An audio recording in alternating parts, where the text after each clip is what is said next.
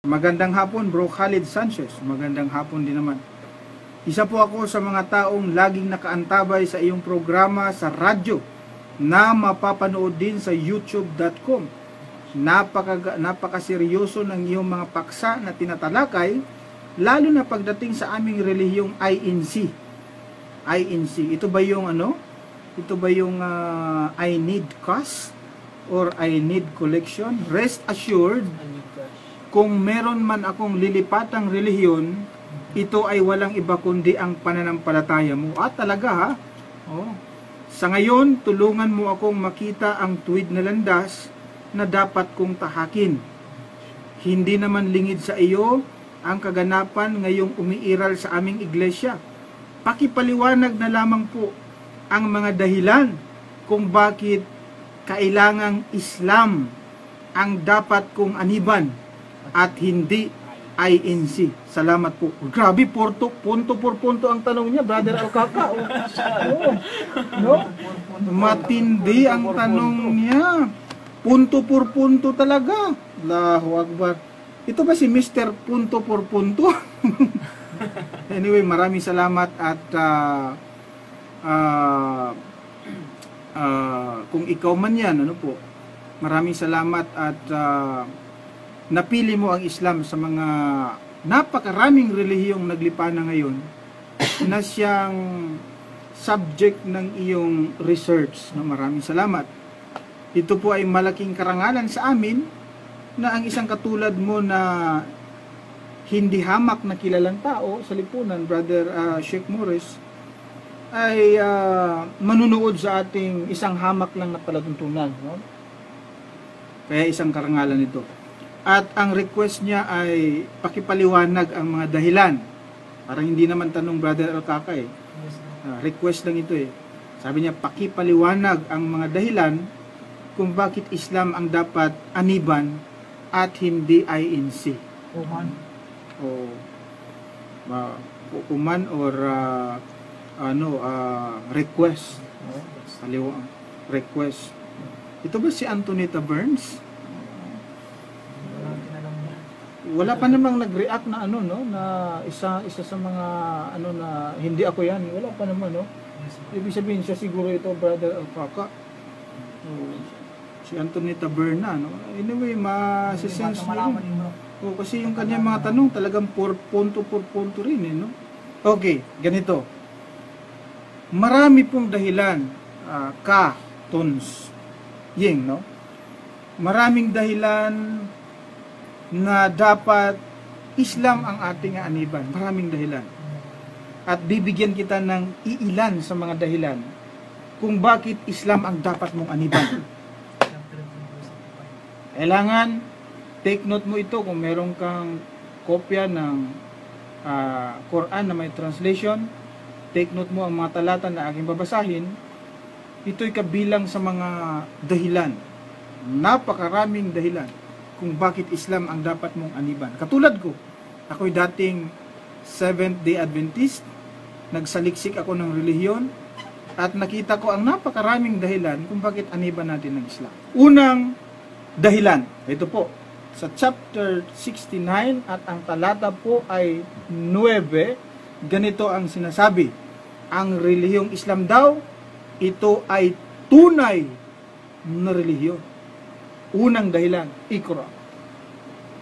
A'udhu billahi minash shaytanir rajim.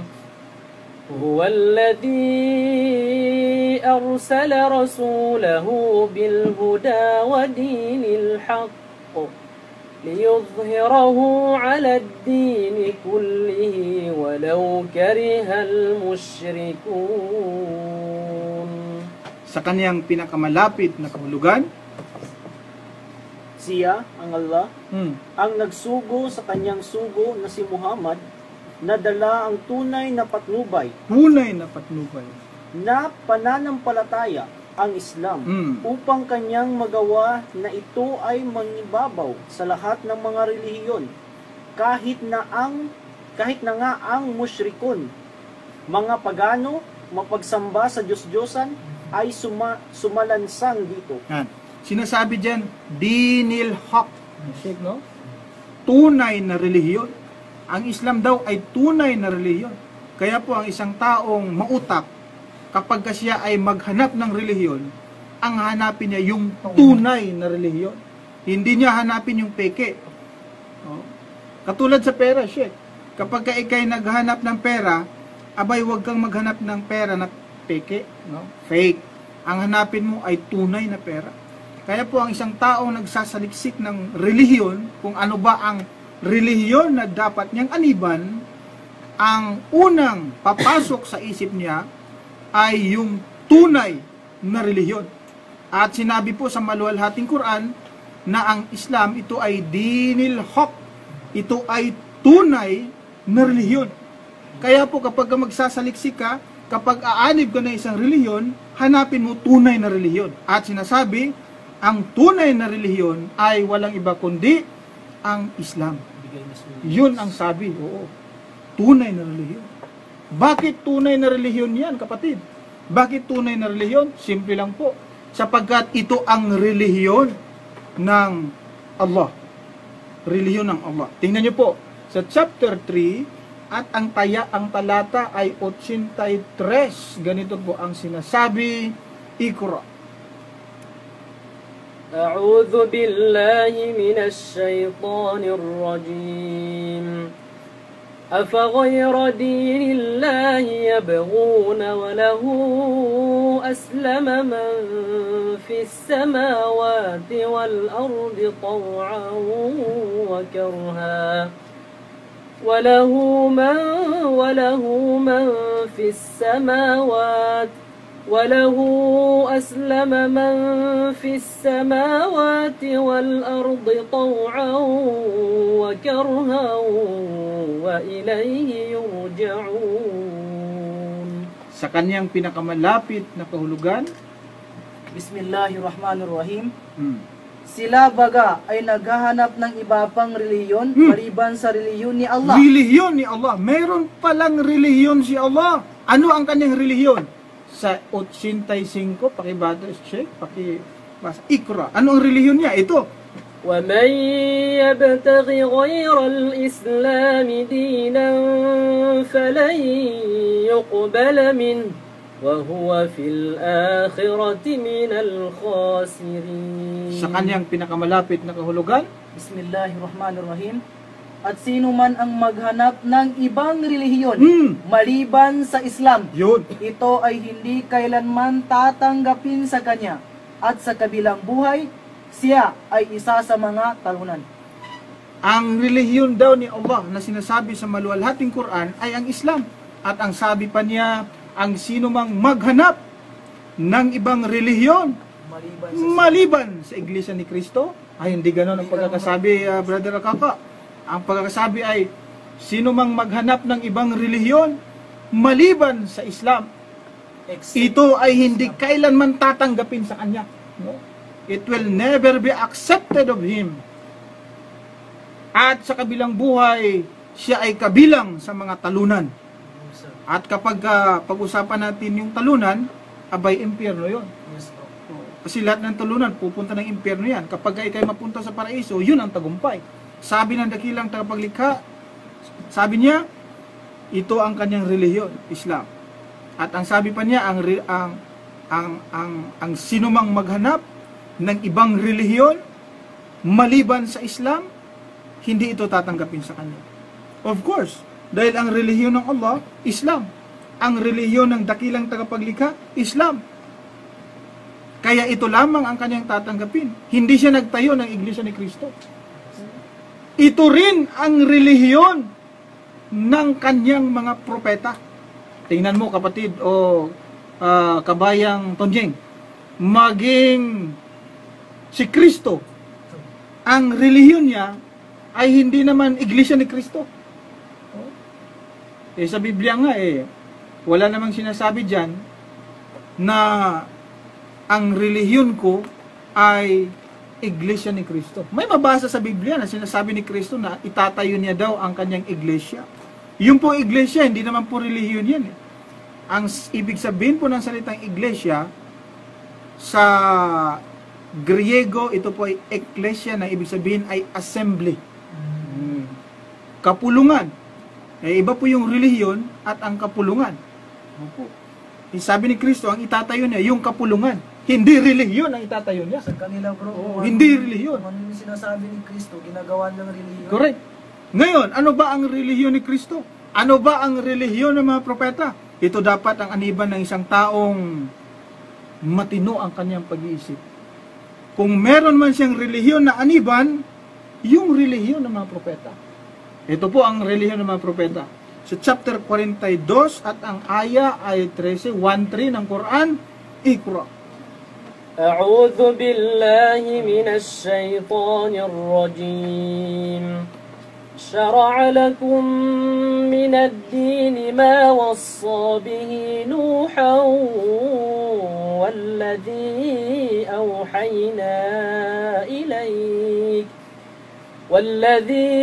أوحينا إليك وما وصينا به إبراهيم وموسى وعيسى أن أقيموا الدين ولا تتفرقوا فيه. Ganito po ang kanyang pinakamalapit na kahulugan. Siya ang Allah, ang nagtakda sa inyo ng gayunding pananalig, ang Islam. Sa kanyang itinakda kay Noah at gayon din ang aming pinahayag sa iyo, O Muhammad, at gayon din ang aming ipinahayag kay Abraham, Moises at Jesus na nagsasabi na kayo ay manatiling matimtiman sa pananalig at huwag kayong gumawa ng pagkakabahagi rito. Ang liwanag, kapatid, sabi sa maluwalhating Quran, sabi niya, siya ang nagtakda sa inyo ng gayunding pananalig o di kay din kasi ang pagkasabi niya, relihiyon, na kanyang itinakda, pinag-utos kay Noah. Siya daw ang nagtakda ng relihiyon sa propeta, na siyang itinakda naman kay Noah. Kanino pa? Na gayon din itinakda niya, ipinahayag niya kay Muhammad. At gayon din ipinahayag niya kay Abraham, kay Moises, at maging kay Jesus, Isa. Ang kanilang relihiyon ay iisa. Ano? Islam. Ay mantakin mo, tanggap ba ng isang mabuting pangunawa ng relihiyon ni Abraham ay Iglesia ni Kristo? Hindi yata Dahil sa panahon ni Abraham, abay, wala pa si Kristo. After all, katulad na sinasabi ko, ang ibig sabihin ng iglesia is kapulungan, assembly. It's not a religion. Hindi siya nagtayo ng relihiyon. Dahil ang relihiyon ng mga propeta ay Islam. Yung relihiyon ng Allah, itinakda niya, ibinigay niya sa mga propeta. Kay Abraham, kay Noah, kay Moises, kay Jesus, at sa huling propeta na si Muhammad. Ang relihiyong kanyang itinakda, ibinigay sa kanila, ay walang iba kundi Islam. At ito ang pinakamahalaga sa lahat. Ang relihiyong Islam, hindi ito founded by Jesus Christ, founded by Muhammad, founded by Abraham, kundi kay founded by any other man. Islam is founded by Allah. Si Allah mismo ang founder ng Islam. Saan po natin mabasa yan? Sa chapter, ako na po magbabasa muna, no? Ito po, sa chapter 5 at ang talata po ay 3, ganito ang sinasabi. Al-yawma akmaltu lakum dinakum wa atmamtu alaykum ni'mati wa raditu lakumul Islam madina. Ganito ang kanyang pinakamalapit na kahulugan. Sa araw na ito ay pinaging ganap ko ang inyong relihiyon para sa inyo at nilubos ko ang aking paglingap sa inyo at aking itinakda, ibig sabihin siyang founder. Aking itinakda sa inyo ang Islam bilang inyong relihiyon. Ang Allah pala ang siyang founder ng Islam. Kaya pala ang Islam, relihiyon niya. Kaya pala ang Islam, ang relihiyon ng lahat ng mga propeta. Kaya pala ang Islam lang din ang relihiyon na kanyang tanggapin sa kabilang buhay. Kaya ang isang tao kapag siya ay naghanap ng kaligtasan, ang relihiyon niya ay hindi dapat Iglesia ni Cristo, kundi ang relihiyon niya ay Islam, sapagkat ito lamang ang relihiyon na tatanggapin ng dakilang tagapaglikha sa kabilang buhay. At ang sino mang haharap sa kanya sa kabilang buhay na ang kanyang relihiyon ay hindi Islam, siya ay mapunta sa pagiging talunan, sinabi ng Allah. Yun po pala ang mga dahilan kung bakit Islam ang dapat aniban ng isang tao. Now, bakit hindi Iglesia ni Cristo ang aaniban mo? Bakit hindi Iglesia? Hindi na natanong yan, brother, no? Bakit hindi Iglesia ni Cristo? Nung ako po ay nagsaliksik, dati akong Sabadista, bakit hindi Iglesia ni Cristo ang inaniban ko na relihiyon? Simple lang ang rason. Dahil ang totoo niyan, ang Iglesia ni Cristo, ang founder po niyan, si Manalo. Hindi si Cristo. Ipinangalan lang kay Cristo. Pero ang founder, hindi si Cristo, kundi si Felix Manalo ang founder nito. Yun po ang totoo. Yes. Ano ba ang katotohanan na si Felix Manalo ang founder ng Iglesia ni Cristo? Tingnan niyo po sa Securities and Exchange Commission, sa SEC, nakaregister doon ang pangalan ng founder. Kapag ka magtatayo ka ng organisasyon, irerehistro mo yan sa SEC, sa Republika ng Pilipinas. Ngayon, sino ang founder doon nakasulat? Si Jesus Christ ba? Hindi, 1914 lang yun eh. Inirehistro siya noong 1914. Titingnan niyo po ang founder at makikita niyo kung sino siya. Si Jesus Christ? Hindi. Of course, ipinangalan sa kanya. Kasi kung Iglesia ni Manalo ang gagamiting pangalan, sa tingin mo may aanib kaya? Common sense. Wala. Yes, bro. Oh. Kung Iglesia ni Manalo, walang aanib doon. Eh di, mas makakuha ka ng member kung ang gamitin mo yung pangalan ni Cristo. Iglesia ni Cristo. Ngayon, kahit anong relihiyon pa man, hindi lamang Iglesia ni Cristo, Katoliko, born again, Sabadista, Protestante,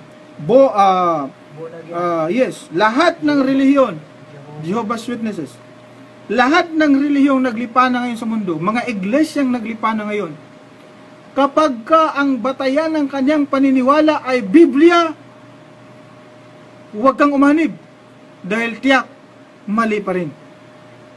Kahit anong relihiyon, kahit hindi Iglesia ni Cristo, kahit na ito ay Iglesia ni Satanas, kung ang batayan ng kanyang pananampalataya, ang basihan, ang sandigan ng kanyang relihiyon ay Biblia, mali pa rin.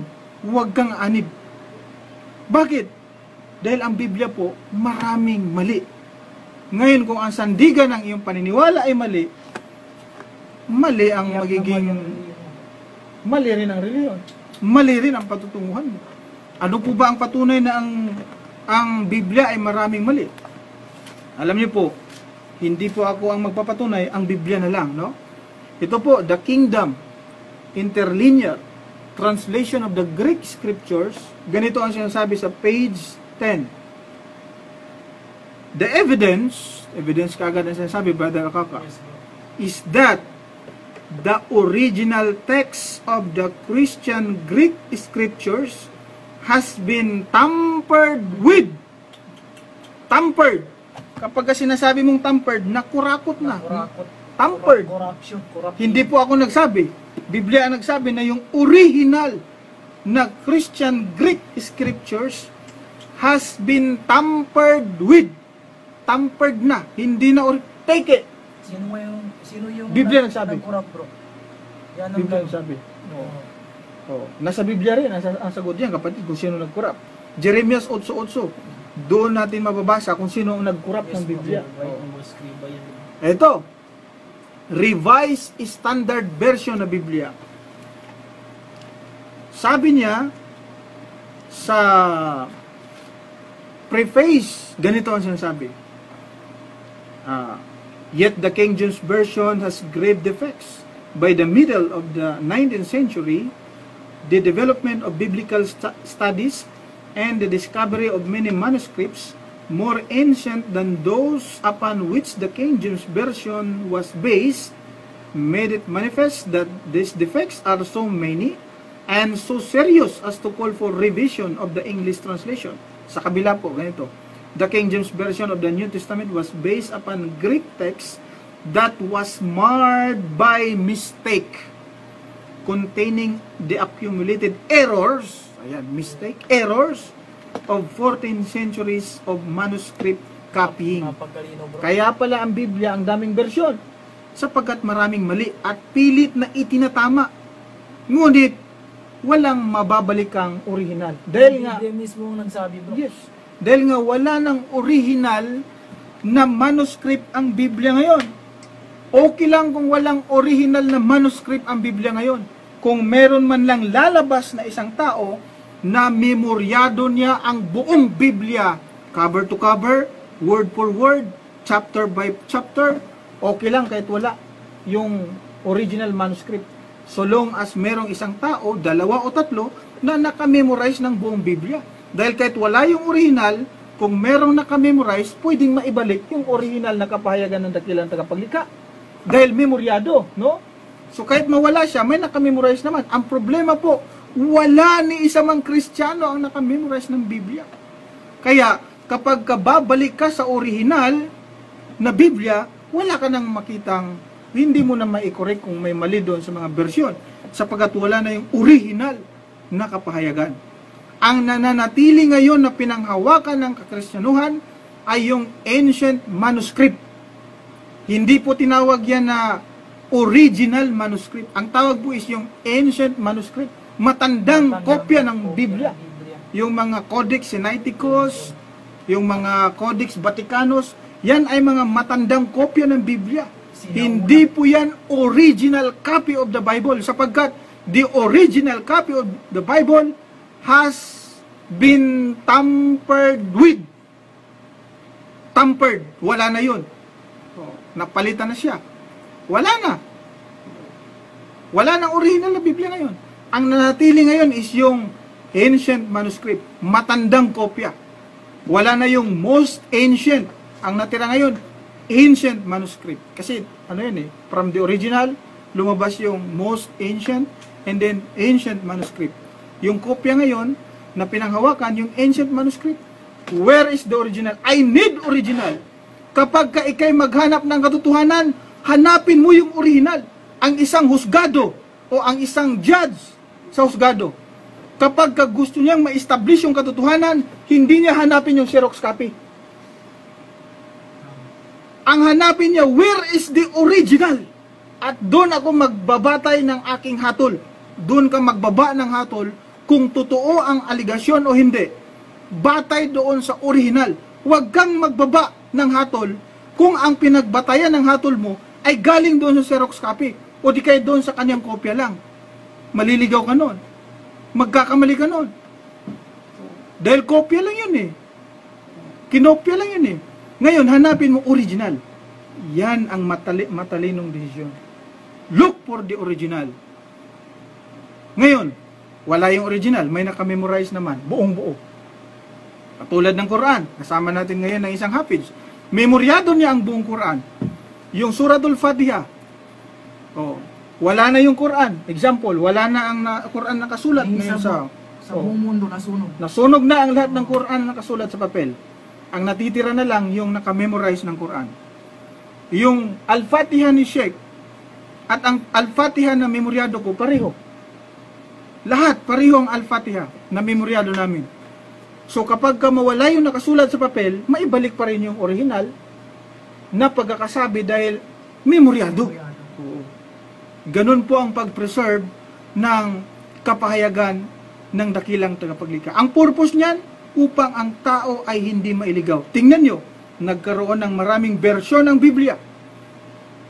Hindi na alam kung saan ang totoo. Yes, dahil maraming mali. Maraming. Ni-revise. Nagkaroon ng version, meron pang revise. Standard version.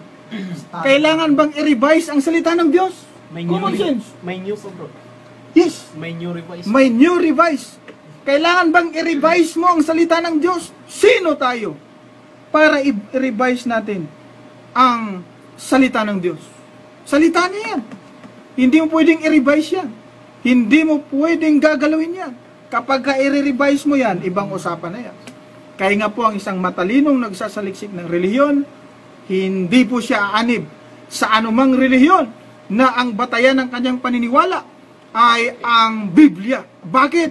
Ang Biblia po maraming mali. Kami mismo makapagbigay ng patutuon niya. Kami mismo sapagkat matagal na panahon naming pinag-aralan ang Biblia. Ito pong grupo naming Mindanao People Dawa Association, ito po ay asosasyon ng mga Islamic propagators na mga dating mga pare at pastor na siyang dalubhasa sa pag-aaral ng Biblia. At natuklasan na ang Biblia is not a credible book. Hindi siya credible para siyang magiging batayan ng paniniwala mo para ikay maligtas. Bakit nga? Dahil maraming mistake, maraming contradiction, maraming missing verses. Kung meron sana tayong panahon pa, bibigyan kita ng mga example ng mga nawawalang talata sa Biblia, mga nawawalang kabanata sa Biblia. Meron akong Biblia, maraming nawalang talata at nawala yung mga chapter niya, brothers. At napakaraming contradiction. Kaya may isang reliyon susulpot, sabihin niya, si Kristo Diyos. Pinagbabatayan ng reliyon niya na si Kristo ay Diyos, Biblia. Totoo naman po, nakasulat sa Biblia na si Kristo ay Diyos. Meron namang susulpot na isang reliyon, Iglesia ni Kristo yan. Sabihin niya si Kristo, hindi Diyos. Ang batayan niya, Biblia pa rin. Bakit nagkaganon? Dahil nga, nagkukontrahan ng Biblia. Katulad mo, Iglesia ni Kristo, hindi ka naniniwala na si Kristo ay Diyos. Ang pinagbabatayan mo, Biblia. Meron ding ibang reliyon, ang pinagbabatayan, Biblia, paniniwala na si Kristo Diyos. Ngayon, paano yan? Bakit nagkagulo? Dahil ito ay hindi na totoo. Ngayon, kung gusto mong itama ang pagkakamali ng Biblia, the only thing, ang tanging paraan para maitama mo ito ay babalik ka sa original na Biblia. But the big problem is, wala na nga yung original. Wala na. Kaya kung maghanap ka ng relihiyon, ang hanapin mo ay ang Islam. Na ang batayan ay walang pag-aalinlangan. Dhalikal kitabu la rayba fi hudal lil muttaqin. At ito ang aklat, ang Quran, walang pag-aalinlangan. Ito ay sandigan ng paniniwala ng mga taong may takot sa Allah. Nawa po itong ating palatuntunan ay makapagbigay sa iyo ng konting enlightenment, no? Na katulad ng sabi mo ay balang araw ay aaniban mo ang Islam, inshallah. Ito po ay isang napakalaking karangalan sa amin at diyan pa lang ay wini-welcome ka na namin, inshallah, no? After all, hindi naman po ako talaga ang magbibigay sa iyo ng guidance, kundi ang Allah. Ang trabaho ko po ay ang magpaliwanag. Sana naintindihan mo ito. At ang patnubay ay nasa Allah. May yahdillahu fala mudilla lahu wa may yudlil fala hadiya lahu. Kung sino man ang kanyang gagabayan, walang makapagligaw, at kung sino man ang kanyang iligaw, walang makapagbigay sa kanya ng guidance. Sa amin lamang po ay paliwanag, sagutin ang mga katanungan, at kung sakaling handa ka na, abay, nandito lamang kami. No? Inshallah. Welcome kayo. Lahat kayo. No? Sama-sama tayo sa sa pagsamba sa nag-iisa at tunay na Diyos na si Allah. Diyan namin kayo inaanyayahan, diyan namin kayo iniimbitahan, sapagkat yan ang tunay na relihiyon at hindi yung ano pang relihiyong naglipa na ngayon.